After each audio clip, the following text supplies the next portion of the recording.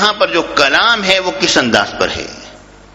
پروردگار نے فرمایا وَلَا يَأْتَلِ أُولُو الْفَضْلِ مِنْكُمْ وَالسَّعَةِ، تم میں جو فضل والے اور وسعت والے ہیں ان کو یہ بات زیب نہیں دیتی کہ وہ قسم کھائیں۔ اب یہ ہے کہ اولو الفضل، اولو جو ہے وہ جمع ہے ذو کی، ذو کہتے ہیں صاحب کو، والے کو، ساتھی کو۔ اولو الفضل کے معنی ہیں یہ ہیں کہ فضل والے جو کئی لوگ ہیں۔ جب وہ فضل والے کئی لوگ ہو گئے تو یہ ایک سیدنا صدیق اکبر اکیلے کے لیے تو یہ آیت کریمہ نہیں ہوگی،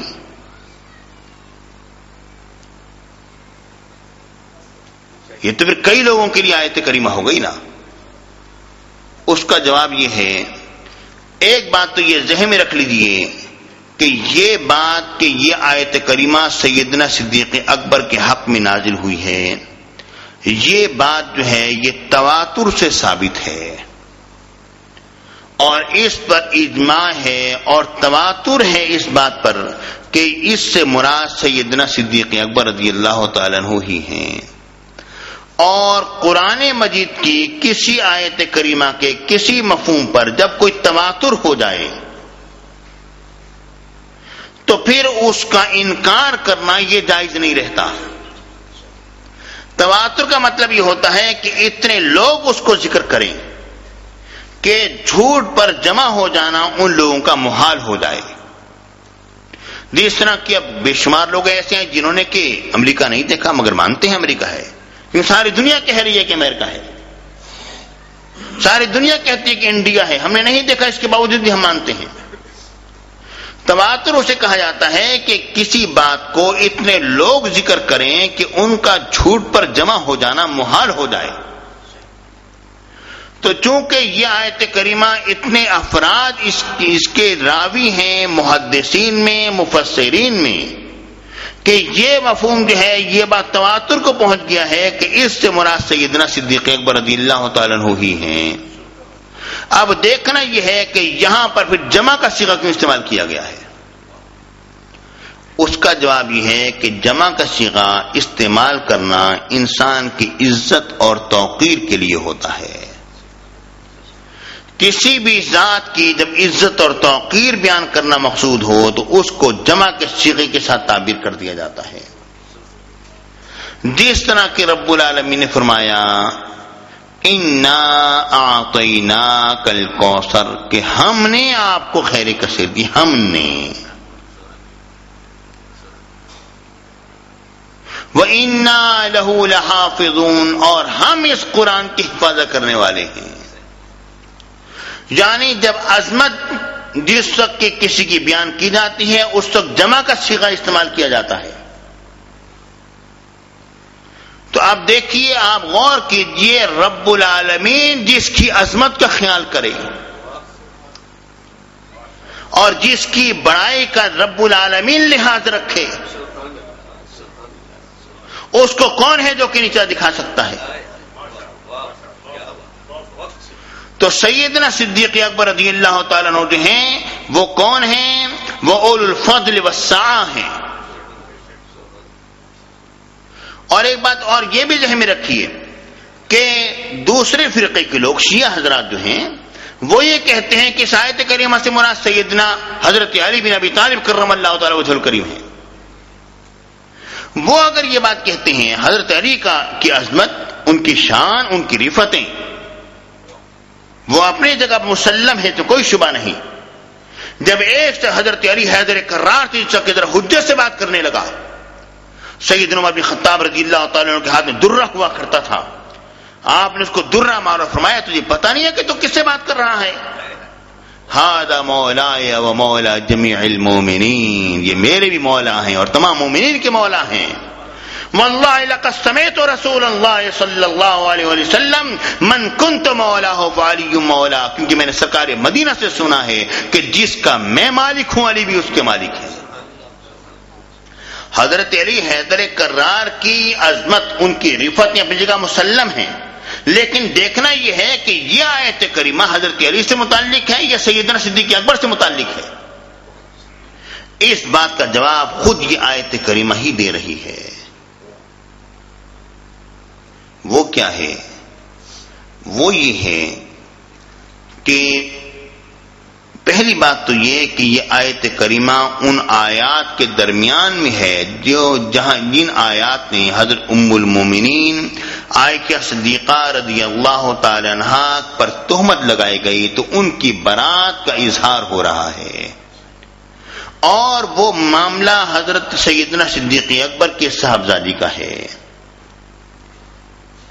تو ظاہر ہے اس سے مراد سیدنا صدیق اکبر ہوں گے۔ یہ ایک چھوٹا سا جواب ہے۔ اس کا دوسرا جواب لیجئے، وہ یہ ہے کہ حضرت علی نے تو کسی کے بارے میں بھی قسم نہیں اٹھائی تھی کہ میں فلاں کو نہیں دوں گا۔ جب حضرت علی نے کسی کے متعلق قسم اٹھائی ہی نہیں تو یہ آیت کریمہ حضرت علی کے متعلق کیسے ہو سکتی ہے؟ انہی کے متعلق ہوگی نا جنہوں نے قسم اٹھائی ہے۔ اور دوسری بات یہاں پر یہ ہے کہ حضرت علی حیدر کرار کرم اللہ تعالی وجہ الکریم وہ تو میرے آقا کی زندگی پاک میں ایسے نہ تھے کہ لوگوں پر خرچ کریں، وہ سرکار مدینہ پر خرچ نہیں کیا کرتے تھے، یا وہ جو ہیں وہ لوگوں پر خرچ نہیں کیا کرتے تھے، بلکہ وہ تو خود میرے آقا کے پرورش میں رہے ہیں۔ حضور علیہ الصلوۃ والسلام ان پر خرچ۔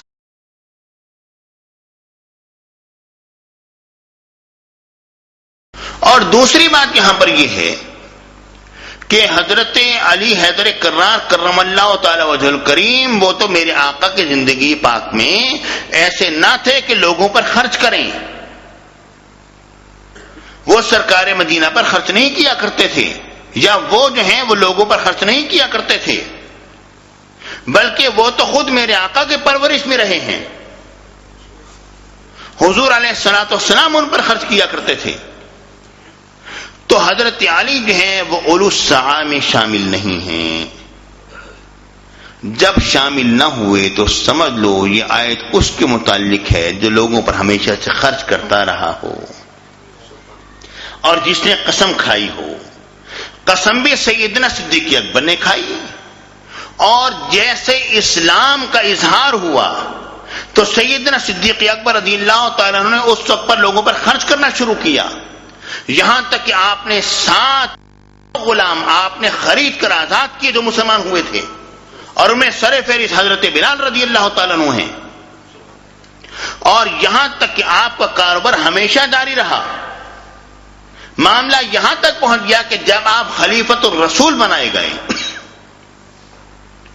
تو اس کے بعد پھر آپ جس وقت ساز و سامان لے کر بازار میں بیچنے کے لیے جانے لگے تو سیدنا عمر بن خطاب رضی اللہ تعالیٰ نے کہا کہ اب آپ مومنین کے امور دیکھیں گے، اب یہ مومنین کے ذمہ ہے، بیت المال کے ذمہ ہے کہ آپ کا خرچہ اٹھائے۔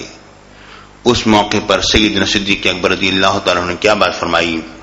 آپ نے فرمایا اگر میرا اور میری آل کا جو میری اس وقت میری کفالت میں ہیں ان کا خرچہ اگر بیت المال اٹھاتا ہے تو یہ جو بھی میرا تجارت کا سلسلہ چل رہا ہے یہ تمام کا تمام میں بیت المال میں کرتا ہوں۔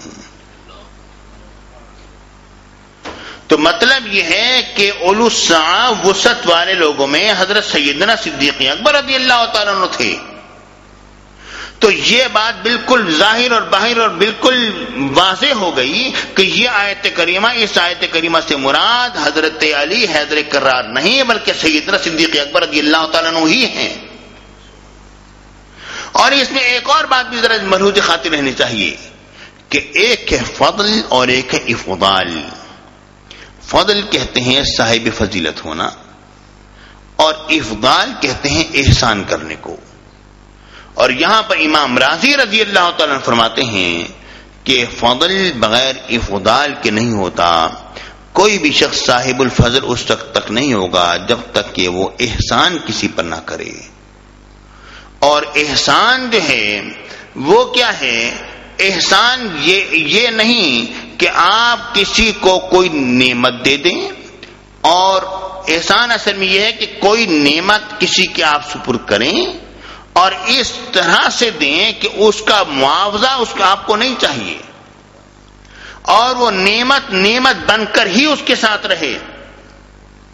یہ بات نہیں ہے کہ آپ کسی شخص کو چھری دے دیں انعام کے طور پر کہ تو اپنے آپ کو قتل کر لے.